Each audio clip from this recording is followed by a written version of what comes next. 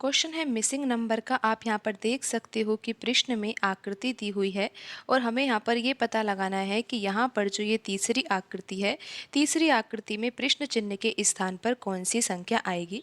तो आइए सबसे पहले हम यहाँ पर पैटर्न को समझते हैं कि यहाँ पर कौन सा पैटर्न लग रहा है। उसके बाद ही हम यहाँ पर ये पता लगा सकते हैं कि प्रश्न चिन्ह के स्थान पर कौन सी संख्या आएगी। तो आइए सबसे पहले हम यहाँ पर जो ये पहली आकृति दी हुई है, पहली आकृति में सभी संख्याएं लिखी हुई है। तो इन्हीं संख्याओं के द्वारा हम यहाँ पर पैटर्न समझने का प्रयास करते हैं। तो आप यहाँ पर देखोगे कि यहाँ पर 5 संख्याएं लिखी हुई है। संख्याएं इस प्रकार है, 8 है, 6 है, यहाँ पर 6 लिखा हुआ है, यहाँ पर 5 लिखा हुआ है और यहाँ पर लिखा हुआ है 3। तो ये पांचों संख्याएं एक दूसरे से किस प्रकार संबंधित है, सबसे पहले हम यहाँ पर ये समझने का प्रयास करते हैं कि यहाँ पर लिखा हुआ है 8 और यहाँ पर लिखा हुआ है 6, यहाँ पर लिखा हुआ है 6 और यहाँ पर लिखा हुआ है 5। इन चारों संख्याओं के द्वारा हम किस प्रकार यहाँ पर 3 को लेकर आ सकते हैं, सबसे पहले तो हम यहाँ पर यही समझने का प्रयास करते हैं। पैटर्न बिल्कुल आसान है। क्या तरीका हो सकता है यहाँ पर प्रश्न को हल करने का। यहाँ पर लिखा हुआ है 8 और यहाँ पर लिखा हुआ है 6।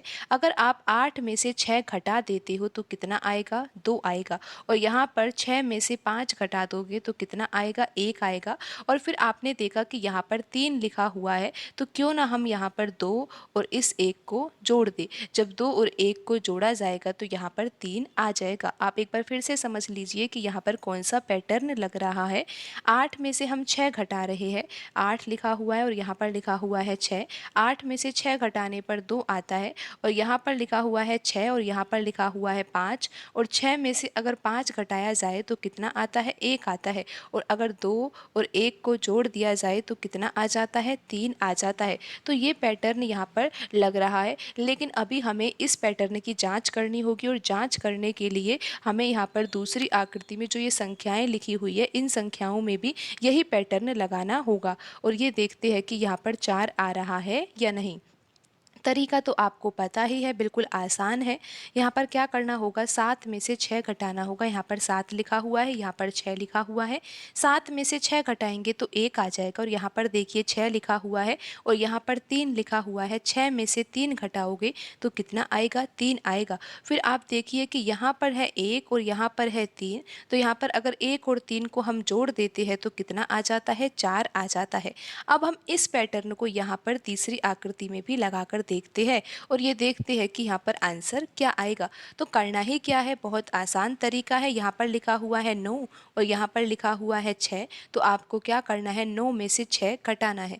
जब 9 में से 6 घटाया जाएगा तो 3 आ जाएगा। और यहाँ पर लिखा हुआ है 6 और यहाँ पर लिखा हुआ है 6।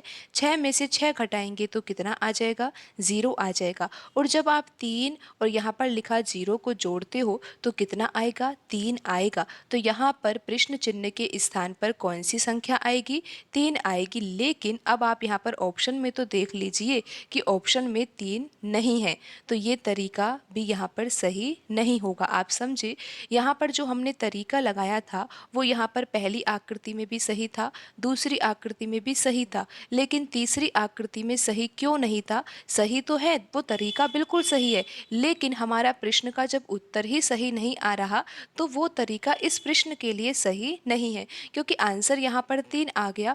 हो सकता है अगर यहाँ पर ऑप्शन में 3 दे रखा होता तो यहाँ पर आंसर 3 सही होता, लेकिन ऑप्शन में 3 नहीं है तो ये तरीका हम यहाँ पर सही नहीं मान सकते इस प्रश्न के लिए। लेकिन अगर ऐसा प्रश्न पूछा जाता है परीक्षा में या फिर आप कभी ऐसे प्रश्न का अभ्यास करते हो तो आप इस तरीके को भी सही मान सकते हो। क्या पता ये तरीका उस प्रश्न में लग जाए और इस प्रश्न में नहीं लग रहा है। तो अब हमें उत्तर तो लेकर आना है, तो हमें दूसरे तरीके से सोचना होगा। तरीके तो बहुत सारे होते हैं प्रश्न में, लेकिन प्रश्न को हल करने के लिए हमें वही तरीका यूज लेना होगा जो यहाँ पर आंसर आए तो दिए गए ऑप्शन में भी वो आंसर हो। तो यहाँ पर हम दूसरे तरीके से समझते हैं कि प्रश्न कैसे हल होगा। तरीका वो भी आसान है, दूसरा तरीका आप समझिए कि और दूसरा तरीका कौन सा हो सकता है। आप देखिए कि यहाँ पर लिखा हुआ है 8 और यहाँ पर लिखा हुआ है 5। आपको क्या करना है? आपको यहाँ पर 8 का वर्ग करना है और यहाँ पर 5 का वर्ग करना है। आपको पता है ना कि ये 8 और 5 कहाँ से आया? ये दो संख्याएं हमने ली है 8 और 5 और इन दो संख्याओं का हम वर्ग कर रहे हैं। तो 8 का वर्ग आपको पता है ना कि 64 होता है और 5 का वर्ग कितना होता है? 25 होता है। 64 में से जब 25 घटाया जाता है तो कितना आ जाता है? 39 आ जाता है। तो यहाँ तक तो आप समझ ही गए होंगे कि हमने क्या किया है, 8 के वर्ग में से 5 का वर्ग घटा दिया है। उसके बाद आप यहाँ पर देखिए कि यहाँ पर ये लिखा हुआ है 6 और यहाँ पर भी लिखा हुआ है 6। तो हम क्या करेंगे, 6 का गुणा 6 से करेंगे। जब 6 का गुणा 6 से किया जाएगा तो कितना आएगा? 36 आएगा। और जब आप 39 में से 36 को घटाओगे, जब आप 39 में से 36 को घटाओगे तो कितना आएगा? 3 आएगा। और आप देख सकते हो कि यहाँ पर 3 ही लिखा हुआ है। तो ये तरीका भी तो हो सकता है ना, प्रश्न को हल करने का तरीका तो हो सकता है। लेकिन अब हम इसकी जांच भी तो करेंगे कि यहाँ पर ये दूसरी आकृति में तरीका लग भी रहा है या नहीं। आपको तरीका पता है ना कि किस तरीके से प्रश्न हमने हल किया है। यहाँ पर पहली आकृति में किस तरीके से यहाँ पर हम 3 को लेकर आए हैं। तो आप एक बार फिर से समझ लीजिए क्या किया है। यहाँ पर 8 है, यहाँ पर 5 है। तो हमने क्या किया, 8 के वर्ग में से 5 का वर्ग घटा दिया। यानी कि हमने क्या किया, 64 में से 25 को घटा दिया तो कितना आया? 39 आया। फिर क्या किया हमने, यहाँ पर लिखा हुआ है 6 और यहाँ पर लिखा हुआ है 6। 6 का गुणा 6 से किया तो कितना आ गया? 36 आ गया। फिर 39 में से 36 घटाने पर 3 आ गया।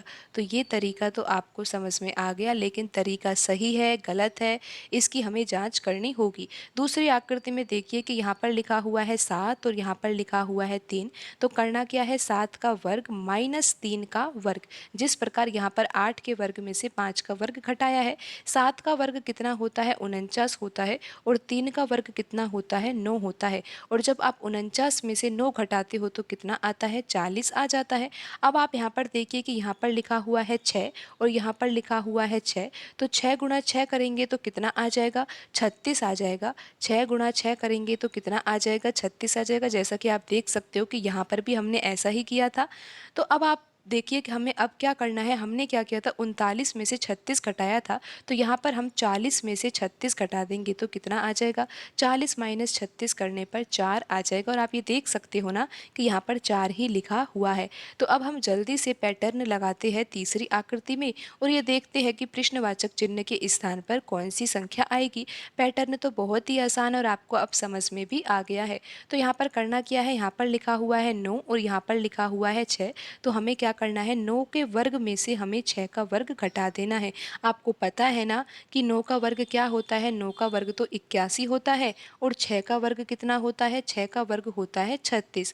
तो आप अगर 81 में से 36 घटाते हो तो कितना आता है? ये तो आपको पता है ना कि यहाँ पर आ जाएगा 5 और यहाँ पर आ जाएगा 4। तो यहाँ पर 81 में से 36 घटाने पर कितना आ रहा है? 45 आ रहा है। फिर उसके बाद क्या करना है, आपको पता है ना कि यहाँ पर लिखा हुआ है 6 और यहाँ पर लिखा हुआ है 6। इन दोनों संख्याओं का गुणा करना है।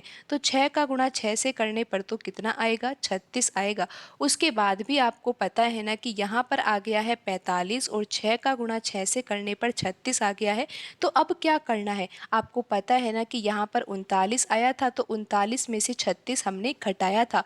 यहाँ पर 40 आया था जब हमने 7 के वर्ग में से 3 का वर्ग घटाया था तो 40 आया था। फिर हमने क्या किया था, 40 में से हमने 36 घटाया था। तो यहाँ पर आप देखिए 81 में से 36 घटाने पर 45 आ गया है। तो अब करना क्या है, 45 में से 36 घटाना है। जब 45 में से 36 घटाया जाता है तो कितना आता है? 9 आता है। और अब आप यहाँ पर देख सकते हो कि ऑप्शन में 9 लिखा हुआ है या नहीं। अगर लिखा होगा तो ही आंसर ये सही होगा, नहीं तो फिर हमें किसी और तरीके से यहाँ पर सोचना होगा। तो आपको ये पता चल गया होगा कि यहाँ पर प्रश्न चिन्ह के स्थान पर कौन सी संख्या आएगी। संख्या आएगी यहाँ पर 9। और आप ये देख सकते हो कि यहाँ पर कौन से ऑप्शन में 9 लिखा हुआ है। यहाँ पर ऑप्शन सी सही होगा।